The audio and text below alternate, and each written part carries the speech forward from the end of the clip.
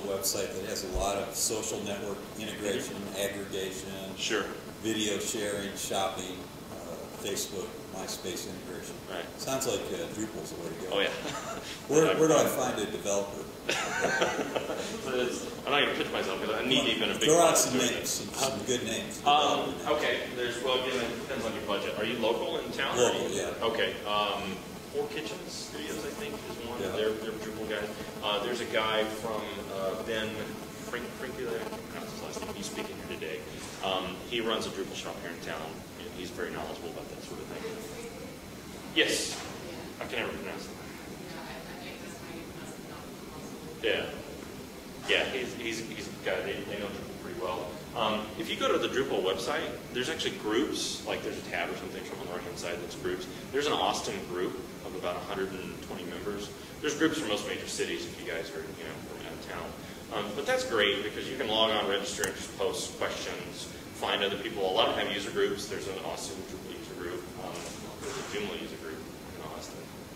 I don't know, there may be, or some informal people that live together. But check that out because, a lot of people post advertisements in there. I need a Drupal expert. The other good place to check is guru.com. If any of you guys have ever used that, it's like a huge online marketplace for nerds. Guru and elance.com are like two of the biggest kind of freelancing find me an expert. You'll get a lot of overseas development companies and a lot of Indian companies wanting to do work for free or near free, but again, your mileage may vary. But those are great. You can search by specific areas of interest. I need people who know Drupal, Joomla, or even SEO or that sort of thing. Those are great resources if you can't find somebody local. But it's definitely much better. About 4 months of experience from building one just recently. In Drupal? Or? Yeah, actually, we're moving.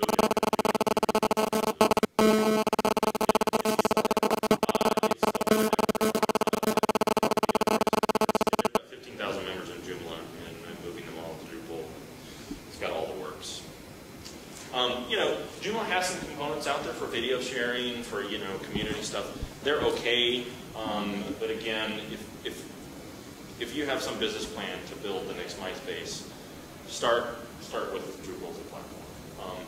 You can go out there and buy specific packages. How are we doing on time? They're going to keep it up. They offer you a ton of space. Yeah. What can be done to kind of monitor or detect or prevent traffic theft, like from spyware programs like Zango that will target perhaps your website when someone visits your site and just That's a very good question. And there's a lot of answers to that. Again, it depends on a couple of different levels. Generally, the internet service provider, if they're good, will have firewalls, and not only that, they'll be monitoring traffic for suspicious activity.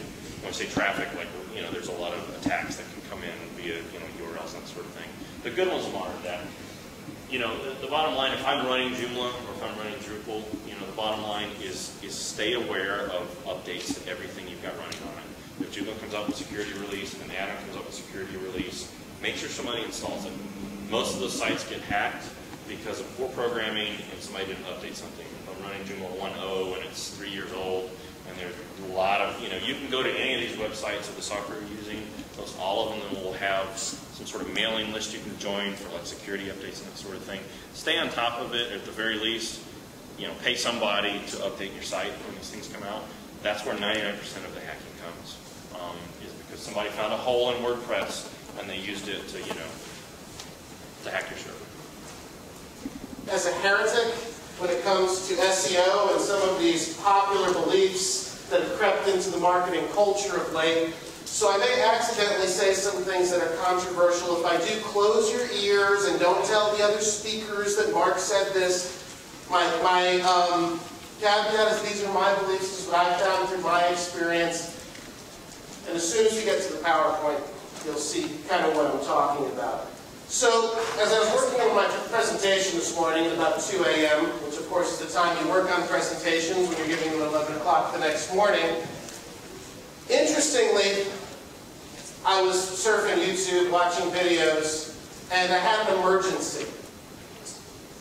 I found a country song that I liked. Now, being a nice Jewish boy from New York, When you like a country song, that's an emergency. So I decided I was going to Google a rabbi on call. I figured somewhere in the country there's got to be an on-call rabbi who handles these types of emergencies. Jews who like country music, Jews who have second homes, the whole thing.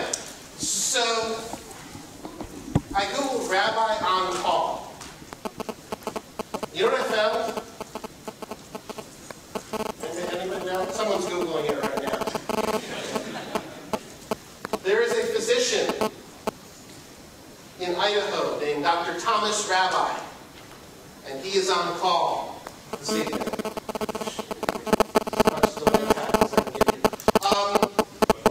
I have two companies. One is NLI Media Group. We do everything. It's kind of a job shop. The second is a startup called Internet Broadcasting Group, and we are hoping to be kind of the leaders in the internet broadcasting space. Magically, this will appear in a minute.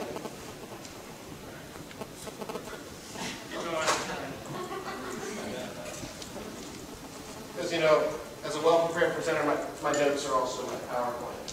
A couple of things before I get started. If you have questions, comments, ideas as we get going, please raise your hand, shout them out. This is going to work better if it's interactive. Let me start with kind of a very scientific survey. Raise your hand if you use audio or web or video on your website or in your web marketing. Okay, maybe a quarter. Raise your hand if you have something called a podcast. Raise your hand if you believe you've made audio or video effective in marketing your website. Raise your hand if you think you've made audio or video effective in marketing your website. Awesome. There's a folder on that jump drive called SEMB, SEO, 6 letters, something.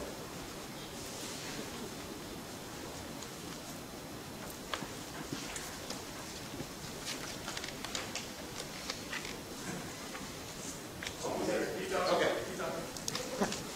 Anybody here have a podcast? Anybody raise their hand? Okay. So, who here watches YouTube? Who here has had their decision to purchase a product or service affected by YouTube? One person. Why not here? Figure out how to do it. SEMforSMB, there's a bunch of folders in there. There we go, presentation, hit that big F5 key, and I really appreciate your laptop.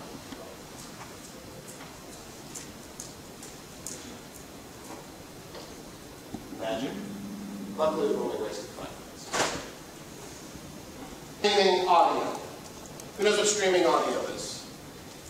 Okay. Streaming audio means the audio just comes at you in a stream, and wherever it is in the program, you start listening from there. Right? Just like you turn on the radio. Maybe they still have a radio, like planes. Turn on the radio, and if they are 10 minutes past the hour, that's whatever they're playing is up. If they're playing Journey, REO, Speedwagon, and Styx, that's what you're listening to. Any fans? One person raises his hand. Wow. I was writing that. Oh, okay, good. Streaming audio is more expensive and bandwidth intensive to do, has a less established distribution model throughout the internets, and it's difficult to use as part of a backlinking strategy. Now, if you don't know what backlinking is, you're going to hear a lot about backlinking over the course of the next 2 days. But essentially, backlinking is putting a bunch of links to your website from credible places that make Google, Yahoo, MSN, Dogpile, Big Mama, and all those search engines out there think your website is the place to go for certain pieces of information. The other model is on-demand audio. That means I listen to it when I want. It tends to be program-oriented. Some people call these podcasts. Here's my problem with podcasts. There's actually a podcast called Two 13-Year-Olds Screaming into a Microphone. Now, I'm not going to put my company's marketing or my client's marketing on par with two 13-year-olds screaming into a microphone and say, that's